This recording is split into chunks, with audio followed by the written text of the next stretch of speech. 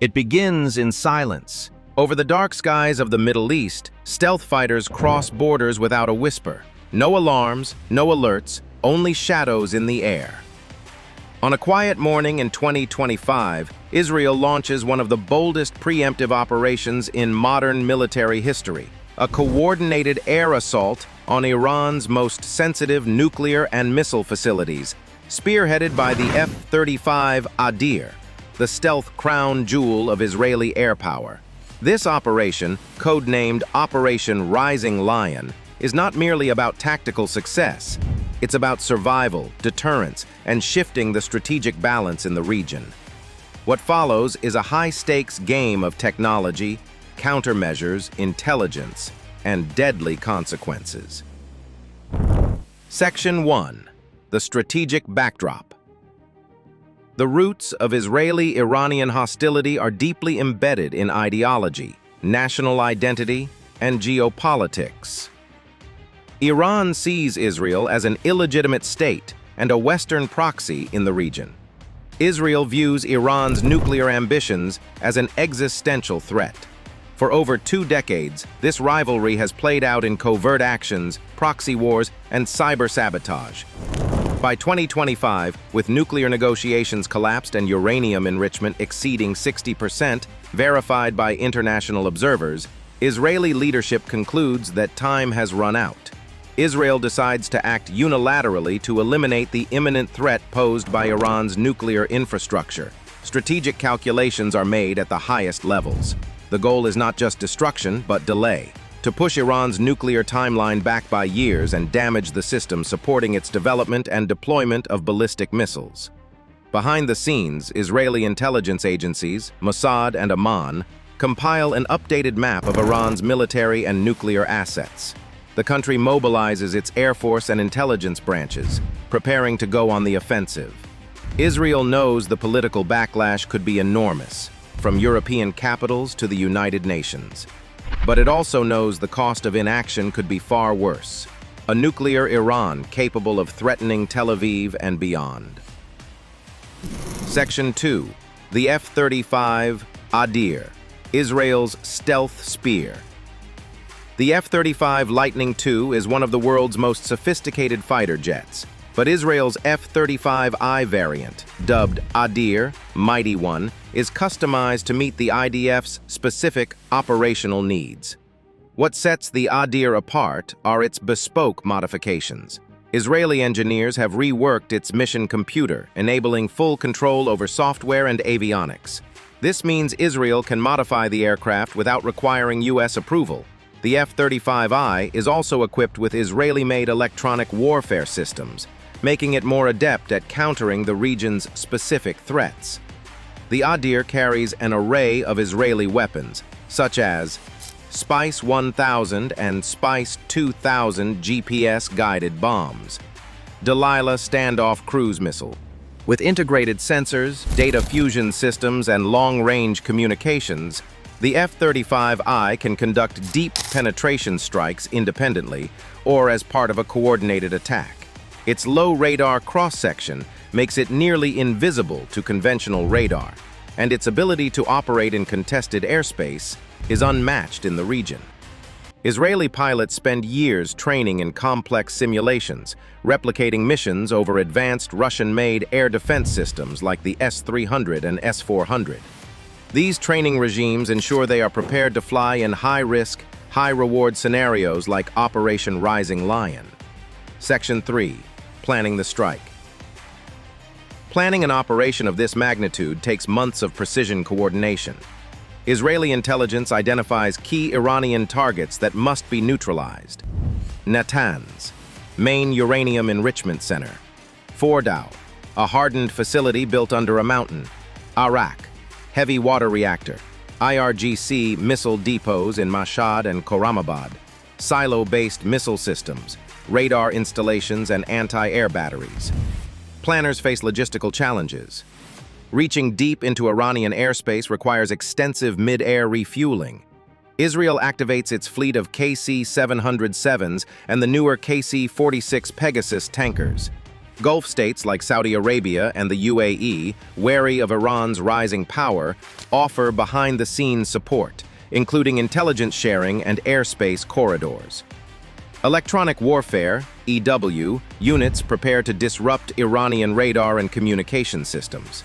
Israel's cyber intelligence unit, Unit 8200, unleashes malware targeting Iran's Air Defense Command and Control.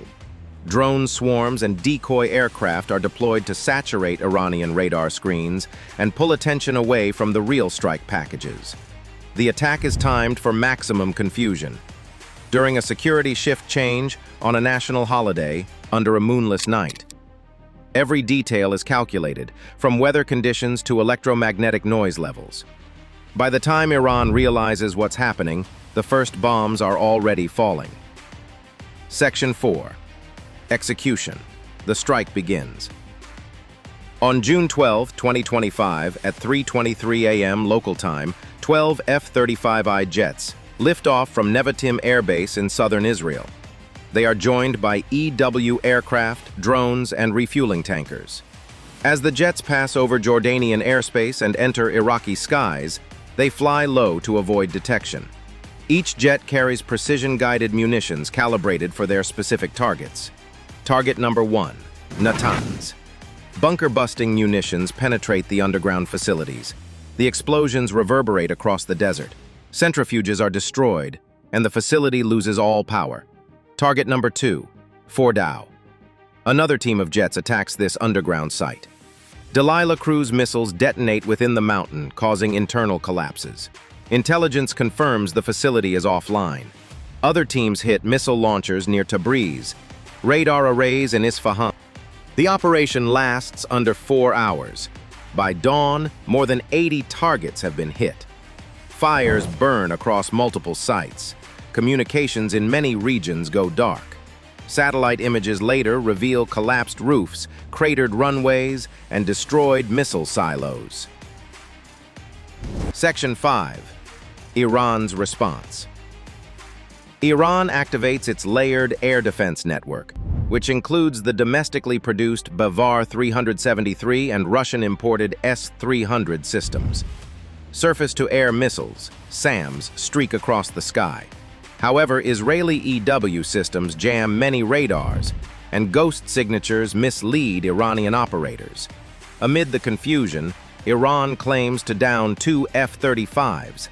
Israel denies any losses. Most experts believe only drones or decoys were hit. The real retaliation comes after the strike. Iran launches over 100 drones and missiles at Israeli targets. Hezbollah joins the fray, firing rockets from southern Lebanon. Iranian-backed militias in Syria and Iraq hit U.S. and Israeli positions. Israel's layered defense, Iron Dome, David Sling, Arrow 2 and 3, intercepts the vast majority of incoming threats. Some damage occurs, but casualties are limited. In response, the IDF carries out airstrikes on Hezbollah sites, Syrian air bases, and militia compounds in Iraq. Section 6. Analysis of damage and effectiveness. Within 72 hours, international monitors assess the impact. Natanz is completely inoperative. Fordo shows structural collapse. Multiple missile sites are destroyed.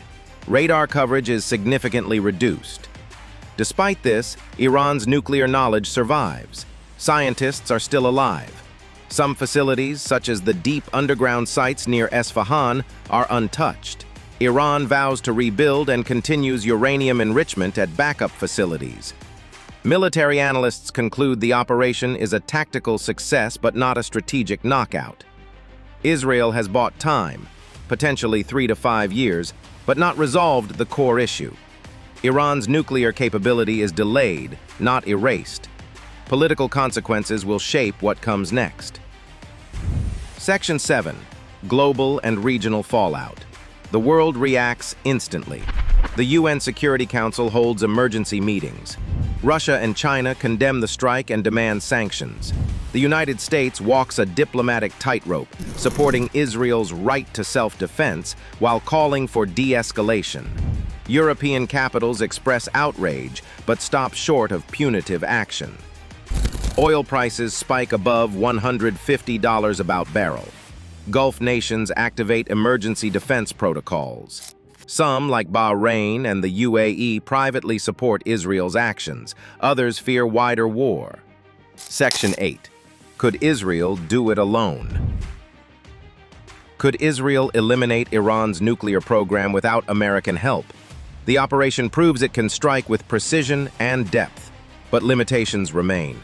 Some of Iran's deepest facilities lie beyond the reach of conventional Israeli weapons.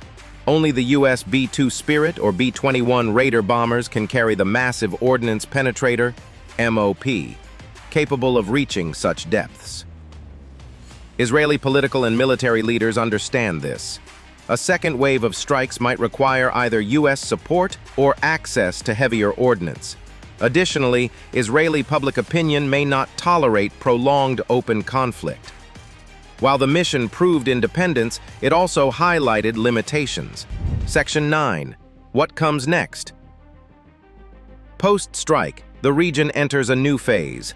Iran accelerates proxy warfare, launching more attacks via Hezbollah, the Houthis, and militias in Iraq and Syria. Israel strengthens its cyber operations, expanding digital sabotage against Iranian infrastructure. Negotiations restart, but under new conditions. The US and EU push for tighter inspections. Iran demands sanctions relief. The diplomatic clock resets, but the dynamics have changed. Israel has shifted from covert sabotage to overt military force. Iran shifts tactics. Underground facilities are expanded. Nuclear scientists are dispersed. Conclusion. In 2025, Israel rewrote the rules of engagement in the Middle East. Operation Rising Lion demonstrated how stealth, precision, and preemptive doctrine could change the regional calculus. The F-35I Adir became a symbol of technological dominance, but also a harbinger of new vulnerabilities. Iran absorbed the blow and endured, though wounded. Israel bought time, but not peace. The Middle East moves closer to the edge, and the world must now ask, how long can the balance hold? Operation Rising Lion may not be the end, but only the beginning of a darker chapter in regional warfare.